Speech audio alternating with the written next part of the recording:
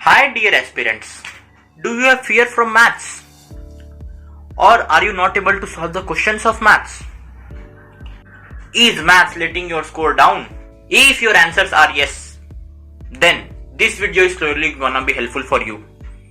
Now, today is December 1st and probably only 2 months are left in your mains examination month.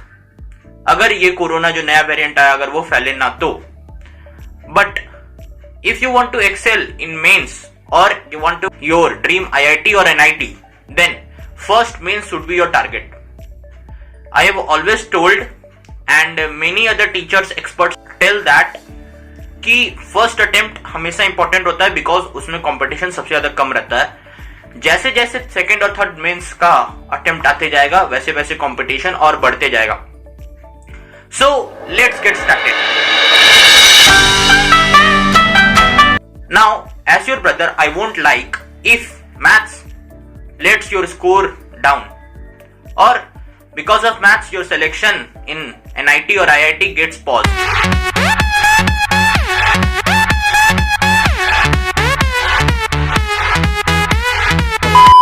So, if your syllabus is complete, then you don't need to worry. I will tell you the strategies to solve the questions or solve the PYQs.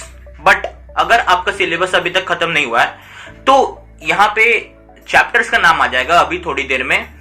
उन chapters को बिल्कुल भी ना छोड़िए आप. मतलब अगर आपको एक डिसेंट स्कोर लाना है मैथ्स में तो ये सब चैप्टर्स कुछ ज्यादा वेटेज रखते हैं स्कोर में. अगर वो सब चैप्टर्स आप अच्छे से कर लिए तो मेंस के लिए तो कम से कम एक डिसेंट स्कोर आ जाएगा. एडवांस के लिए थोड़ा और प्रॉपर मेहनत का जरूरी होता है. तो अब अगर ये चैप्टर्स की टॉपिक से हट करके अगर मैं मेन मुद्दा पे आऊं तो मेन मुद्दा है कि मैथ्स में सवाल नहीं बनते.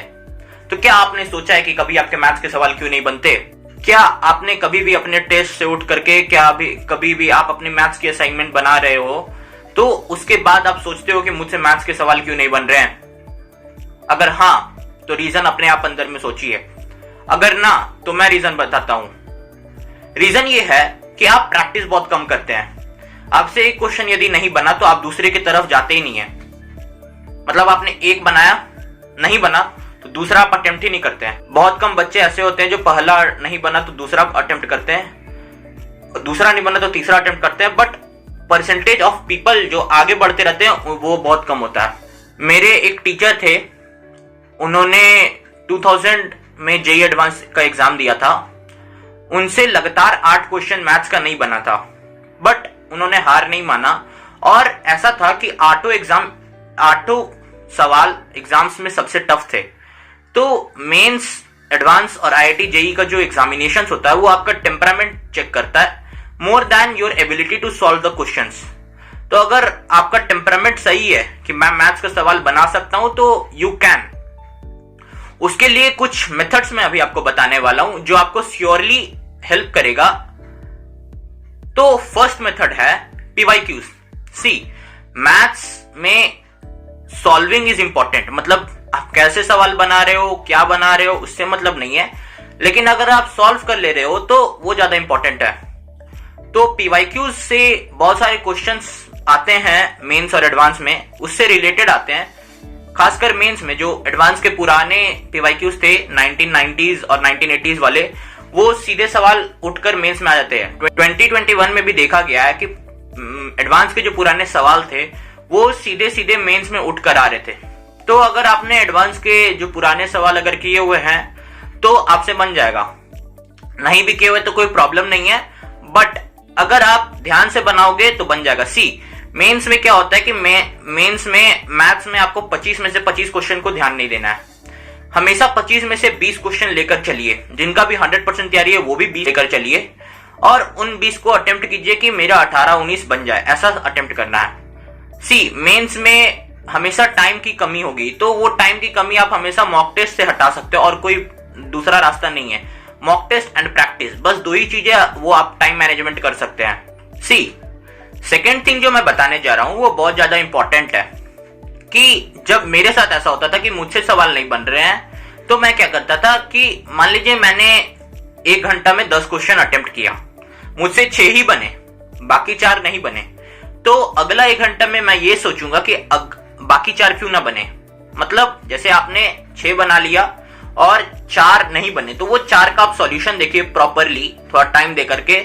और मैथ्स में ऐसा होता है कि कभी कभी out of the box question आता है, तो उसको आप नोट डाउन कर लिया कीजिए और वो आपको काम देगा अगर आप रिवीजन करेंगे बाद में। तो बैक टू द टॉपिक। तो मैं बोल रहा था कि 4 क्वेश्चन जो आपसे नहीं बने वो आप प्रॉपरली एनालाइज कीजिए कि आपसे 4 क्वेश्चन क्यों नहीं बने। आपको कॉन्सेप्ट्स में दिक्कत था, आप सोच ही नहीं पाए कि क्वेश्चंस का लैंग्वेज कैसा था। आजकल मैथ्स में लैंग्वेज का बहुत बड़ा रोल है, तो अगर आप वैसा क्वेश्चन देखोगे ही नहीं तो आपसे नहीं बनने वाला है। तो आप जितना ज्यादा से ज्यादा प्रैक्टिस करोगे, जितना ज्यादा से ज्यादा क्वेश्चंस देखोगे, उतना ज्यादा आपको हेल्पफुल होगा। जो मतलब सबसे ज्यादा जो प्रॉब्लमेटिक चीज होता है मैथ्स में, कि बच्चों से या मुझसे भी कभी कभी क्वेश्चंस नहीं बनते थे।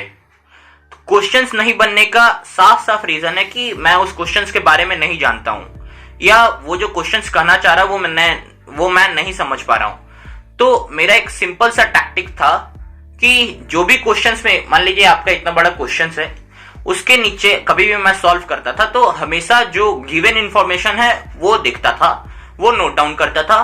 और गिवन इंफॉर्मेशन के बाद मैं जो पूछ रहा, जैसे कि आपको दिया हुआ है आर दिया हुआ और सर्कमफेरेंस निकालना, तो हमेशा आप जो गिवन इंफॉर्मेशन है वो यहां लिखिए, जो निकालना वहां लिखिए, और हमेशा रिलेट कीजिए कि आपको यहां से यहां कैसे पहुंचना। अगर आपका सिलेबस कवर्ड होगा, अगर आपको फॉर्मूलाज आते होंगे, तो श्योरली आपसे बनेगा। और नहीं बनने का बस यही कारण है कि आपकी प्रैक्टिस की कमी है, आपने क्वेश्चंस नहीं देखा है। एक और बात मैं बताने वाला था कि अगर आपने मॉक टेस्ट दिया 3 घंटा का, जो कि देना अभी मस्ट है, अगर आप अभी लास्ट के मंथ्स में आ गए हो तो लास्ट के मंथ्स में मॉक टेस्ट देना इतना ही जरूरी है जितना अभी आपका खाना सोना जरूरी है। तो अगर आप मॉक टेस्ट दे रहे हो और उसमें मान लीजिए कि आपकी 300 में 150 मार्क्स आई, 150 मार्क्स में से मान लीजिए कि आपकी 40 मार्क्स आई मैथ्स में, तो वो 40 मार्क्स में से आपको सोचना है कि वो 40 मार्क्स मैंने किस किस चैप्टर्स में लाए। हो सकता है किसी का सीक्वेंस एंड सीरीज स्ट्रांग है, हो सकता है किसी का परमुटेशन कॉम्बिनेशन स्ट्रांग है, हो सकता है किसी का कोऑर्डिनेट स्ट्रांग है, बट बाकी जो भी मेंस स्पेसिफिक चैप्टर्स हैं उनसे क्वेश्चंस आते हैं, तो उनको मत छोड़िएगा।